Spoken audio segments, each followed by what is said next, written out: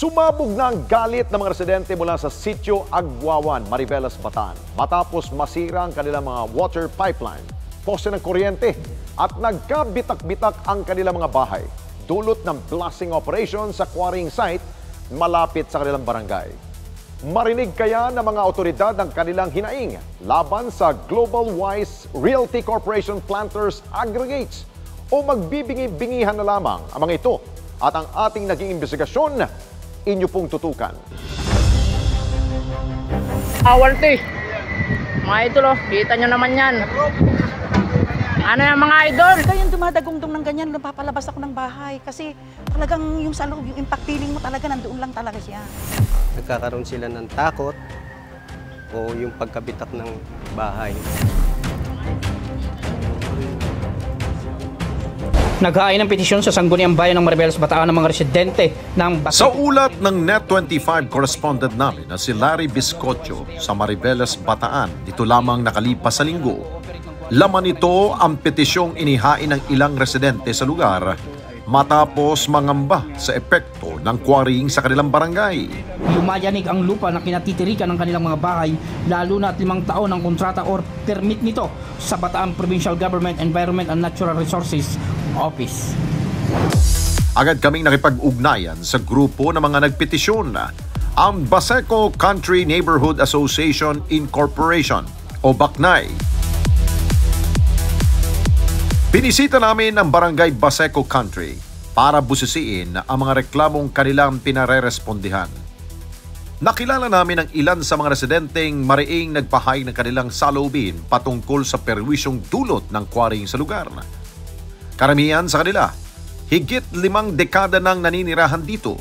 Ang kanilang mga magulang, dating tauhan ng NASCO o National Shipyard and Steel Corporation. Ito ang kapaligiran namin maganda.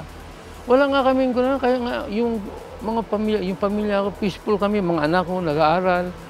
Ang lugar na ito, isolated talaga siya eh. Napamahal na sa amin ang lugar na to kasi dito na kami nagbinata, dito na kami nagkamalay hanggang sa magkaroon ng pamilya.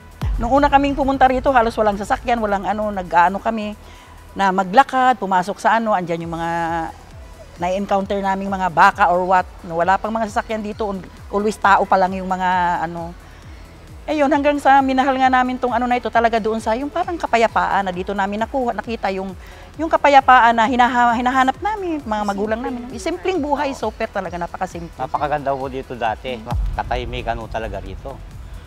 Tsaka yung bahay namin noon, lipat kami dito, walang bintana, walang pintuan, wala akong nawawala. Paunti-unti nilang binuo ang kanilang mga tahanan. Nakapagpundar ang ilan sa kanila ng hanap buhay at mga tindahan. At dating malupang kalsada, kalaunay naging maayos na. Aming mga kabahay na pinundar, gusto namin na manatili na nakatayo. Unti-unti namin ginagawa yung bahay namin. Kahit kami mahirap, pero nag-iipon po kami para sa aming tahanan. Pag nagkaasan yung lumaki yung mga anak namin dito, at meron din sila masisilungan. Ngunit hindi nila inasahan na kasabay na pag-unlad ng kanilang bayan, malalagay sa alanganin ang kanilang buhay at ari-arian. Unang pumutok yan noong April, if I am not wrong, April 19 po. Akala ko po nag-umpisa na yung gera sa sa Spratly kasi napakalakas po talaga. At marami po nagambala, yung mga aso takbuhan August 13 na pagpapasabog, naulit na naman yung pagpapasabog kaya naalarma kami. Yung nervyos namin kasi nakita namin talaga yung sabog, makikita mo talaga yung kulay brown, hindi ka na makakakita ng tao as in. Yung makikita mo talaga wala na yung yanig niya. Hindi mo alam kung anong intensity na yun, kung mamamatay na ba kami noon. Meron akong ng doktor enlargement of the heart ako Ngayon, yung pagkakadinig ko noon, akala ko may gumuho na kasi malakas talaga sobra. Tumawag ako ngayon sa kapitan namin, nakapagsalita ako ng bad words. Gusto niyo ba patayin niyo na lang kaming lahat? Sige, pasabugin niyo na lahat. Yung ganun kalaki sabog, mahirap na yun. Nakakatakot na. Sa muling pagsagawa ng blasting operation ng kumpanyang Global Wise Realty Corporation planters aggregates sa quarrying site nito lamang August 13. Naramdaman ng mga taga Baseco Country ang kakaibang pag-uga ng lupa. Bahay namin, paano kung matabunan kami? Hindi ko alam kung anong gagawin ko. Nahilo nga po ako eh. Nahilo ako nung pangyayari na yun. Ako nakahiga na lang dun sa tabi. Bahala na. 24 oras na nawala ng supply ng kuryente ang kanilang lugar dahil sa pagkasira ng poste dulot ng isang mudslide. Dahil sa pagkasira ng ilang tubo, lumabo ang tubig na dumadaloy sa mga kabahayan. Kaya naman, nanawagan na ang mga residente ng Baseco Country na itigil lang nasabing kumpanya ang kanilang operasyon para sa kapakanan ng mga naninirahan dito. Pinipinsala nila yung mamamayan, ay hindi naman sila nakatira dito. Yung pong lakas ng impact ng sabog, nung pangalawang pagsabog yun eh. Yung una, wala pang nalaglag na bato eh. Nung sumabog ng pangalawa, nitong last lang na pagsabog niya, nalaglag talaga yung malaking bato dun sa may likod namin. Natatakot talaga. Karamihan dito natatakot talaga. Hindi lang yung temporary, permanent stop. Yun ang gusto namin sanang mangyari, permanent stop. Maliban sa takot, nangangamba rin ang karamihan sa kanila na tuluyang masira ang mga pinundar nilang mga bahay. Ang bahay na ito ni Lucida, nagkabitak-bitak na. Umangat na rin maging ang tiles sa kanyang sahig. Maging ang mga anak niya, hindi na nagagawang pumasyal sa kanilang bahay sa takot na masira ito anumang oras. Sa may tapat ako ng binablasting na yan nila eh. Tapat ako eh, kaya siguro feeling ko parang ako yung nasa ano. Kaya yung labas, loob talaga, super damage ng bahay. More than one. Tapos sasabihin nila, 5 years yung contract. Eh, sa tingin ko nga lang, baka sa susunod na putok, bagsak na yung bahay ko eh. Bakit? Ihintayin pa yung 5 years. Yun din yung isa sa ano ko na. Kasi nga ganyan na yung bahay, ganyan na yung itsura ng ano namin. Grabe, mas matindi, ang tindi ng ano sa amin ngayon. At saka yun pa, yung ikinasasama ng loob ko, sasabihin nila, dinalaw, pinuntahan sa bahay. Ang dami nila, may mga kasama sila. Pinapasok ko sa loob ng bahay, inano ko yan, inisa-isa ko lahat. Yung kung ano yung damage ng bahay ko sa loob at saka sa labas. Yun lang yung kinasasama ng loob ko. Kasi sabi sa akin, babalikan po namin yan kasama yung engineer namin. Ay, nakailang sabog na uli, hindi naman bumalik.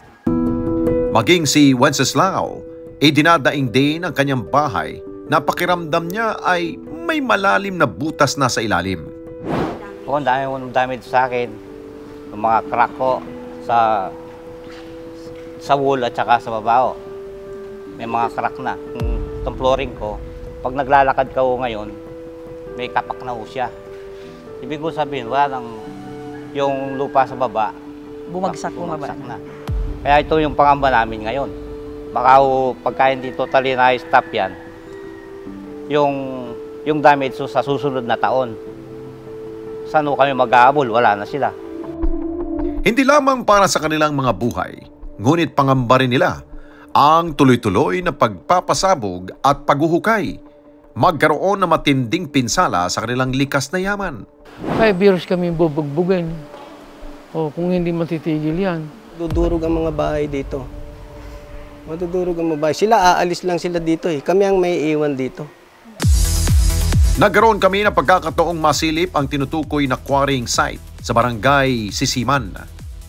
Mula sa aming sasakyan, makikita malaking uka ng bundok. Wala na mga puno anumang damo, tanging malalaki at maliliit na lamang na tipak ng bato. Mapapansin din ang malalaking mga kagamitan na gamit sa kanilang operasyon. Bahagya rin makikita ang mga graba na naipon sa quarrying site. Walang mga trabahador ng araw na yun at tanging mga gwardya lamang ang nakapalibot sa site.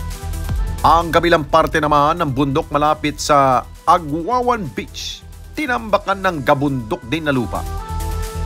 At ayon sa mga residente, ang likod na parte ng mga bundok nito ay ang kinatatayuan ng mga kabahayan ng mga residente sa barangay Baseco Country. Ayon sa tumatayong Vice Mayor na si Ronald Arsenal, batid nila ang hinaing ng mga residente mula sa Baseco Country. Kaya agad din silang nagpatawag ng pagpupulong kasama ang kumpanya sa likod ng mga pagpapasabog Upang malinawan ang isinagawa nitong blasting operation nito lamang Agosto. Nagkaroon kami ng notice galing sa Global Wise na magkakandak sila ng blasting August 13. Then the day after ng blasting, mayroon ng mga reklamo na galing sa Baseco. Kasi ang Baseco, although hindi yung Global Wise, hindi doon sa Baseco mo, sa Seaman, kaya lang nasa upper area yung Baseco.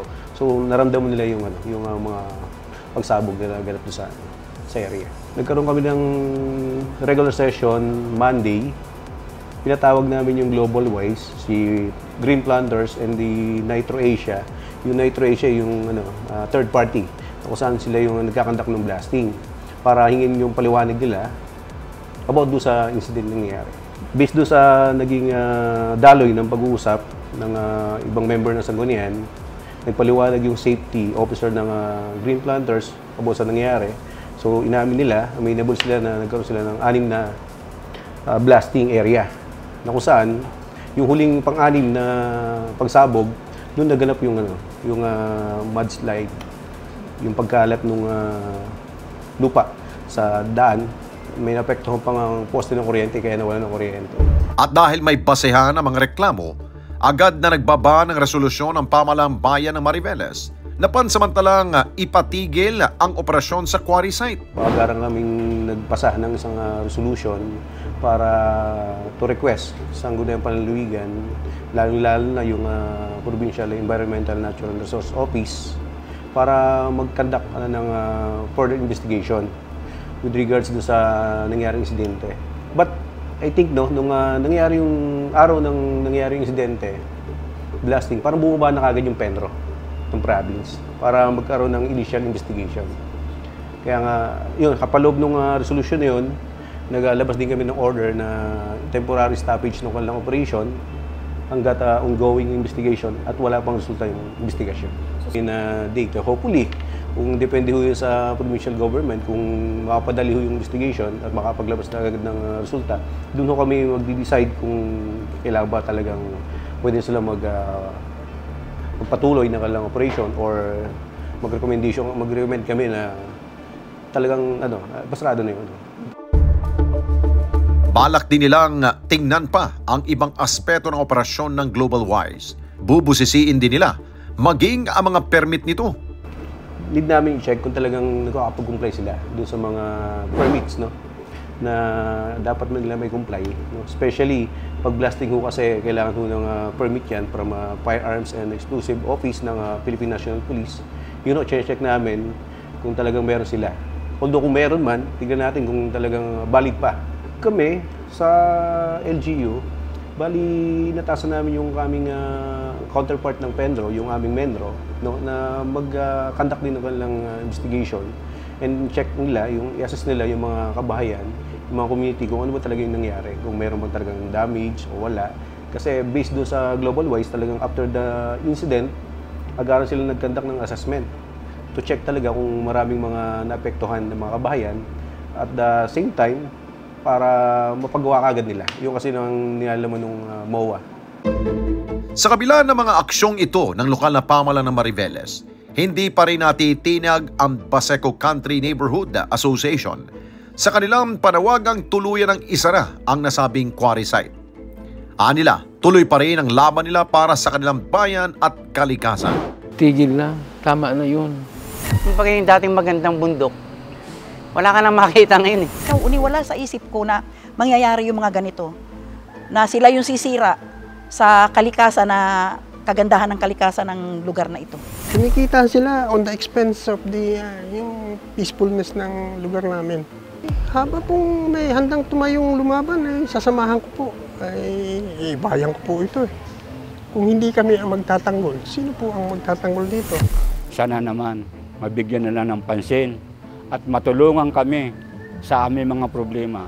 At hindi lang kami mga nakatira dito sa Guawang Baseco, pati na sisisiman. Ayaw na namin na magkaroon pa ng disgrasya o mangyari mayroon namatay, mayroon gumuho ng mga bahay. Sana naman po kami ay mapakinggan sa amin hinanaing. Napakayaman ng Pilipinas sa iba't ibang likas na yaman. Bawat sulok ng bansa Hindi may tatangging may nagtatagong angking ganda at karamihan sa ating mga mamamayan nakikinabang sa ibinibigay na biyaya ng ating kalikasan.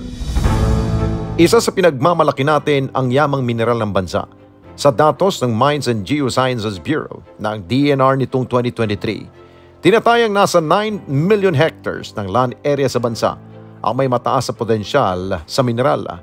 Ngunit aabot lamang sa 3% o katumbas ng 755,960.10 hectares ang nasasakop ng mga otorisadong mining tenements. Sa nilabas na report ng ahensya, maraming mineral resources development project sa bansa. Nasa 59 ay metallic mines, 61 naman ng non-metallic mines. Aabot sa higit 5,000 ang permits na nailabas ng iba't ibang lokal na pamahalaan, habang 58 naman ang idineklarang minahang bayan. Lahat ng paggalugad, paggamit at pag-uunlad sa yamang mineral sa bansa ay nakaangkla sa batas na Republic Act 7942 o ang Philippine Mining Act of 1995. Nakapaloob dito ang iba't ibang probisyon sa pagmimina at quarrying. Quarrying ang proseso ng pagkuha o paghuhukay ng mga malalaking bato o iba pang likas na yaman mula sa lupa o gilid ng bundok. Kinakailangan ito ang kaukulang permit sa DENR at maging sa mga provincial o city mining regulatory board. Kumukuha tayo ng bato para sa iba't ibang purposes. Usually ang kinukuha natin sa quarrying ay limestone para panggawa ng semento, sand and gravel para dun sa paghalo para sa mga construction activities natin, o di kaya iba pang mga uri ng bato na merong economic value.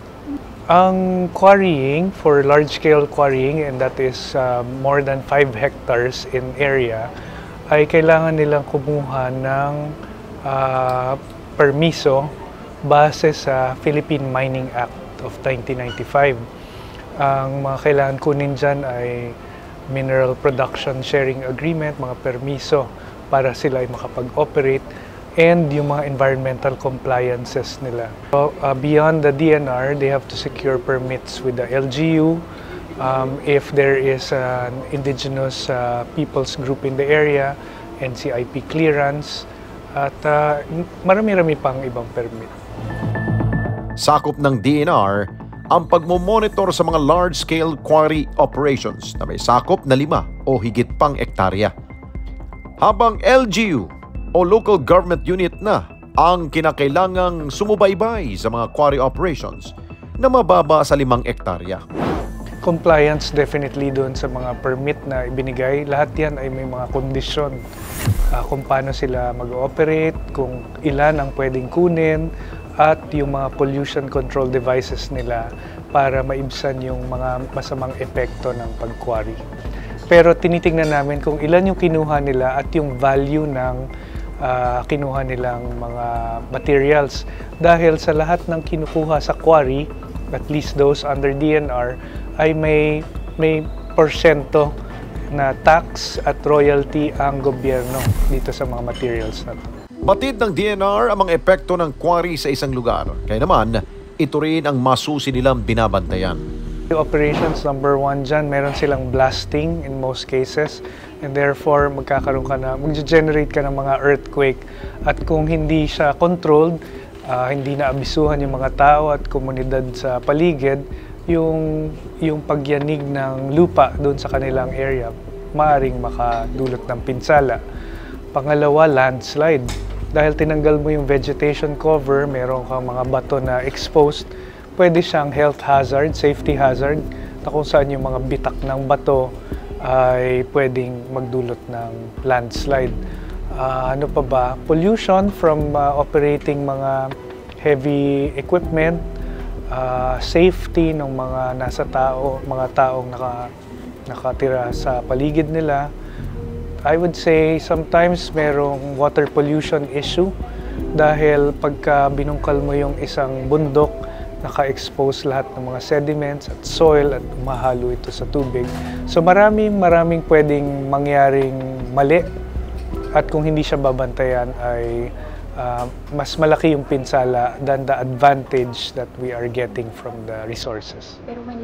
Sa kabila nito, patuloy na naglalatag ang kagawaran ng mga plano at programa kung paano mababantayan at mabawasan ang epekto nito, lalo na sa kalikasan at mga tao na kalapit komunidad.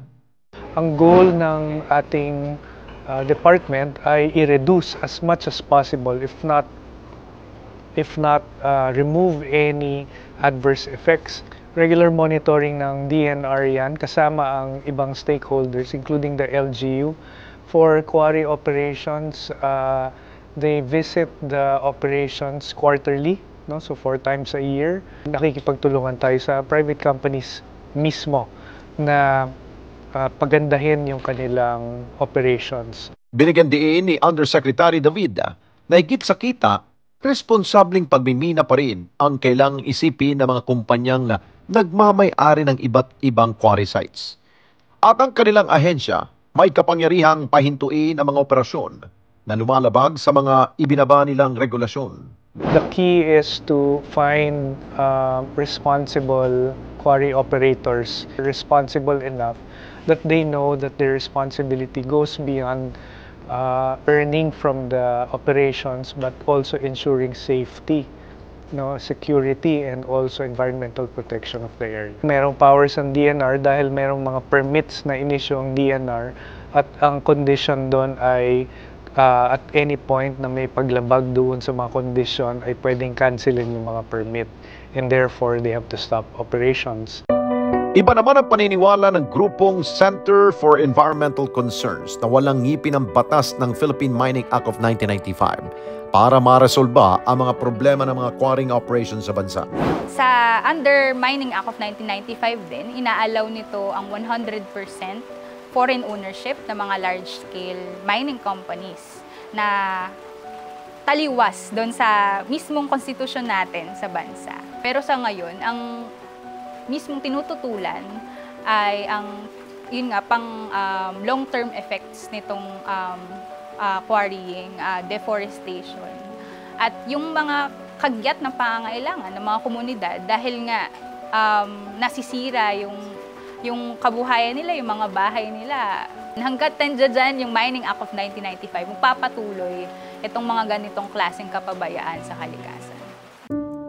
Base rin sa pag-aaral na kanilang isinagawa, maraming mining companies ang hindi tumutupad sa rehabilitasyon na kailangan gawin sa isang site matapos itong hukayin. Merong rehabilitation ang proseso na sinasabi nila. Pero sa actual ay maraming mga proyektong large-scale mining at quarrying na napapabayaan at hindi na nare-rehabilitate. Dahil i-clear mo yung buong bundok, lahat ng puno, halaman ay tatanggalin. Kahit magtanim ka pa doon ng panibagong tanim, ilang dekada, taon ang bubunuin para mabuo ulit yung forest.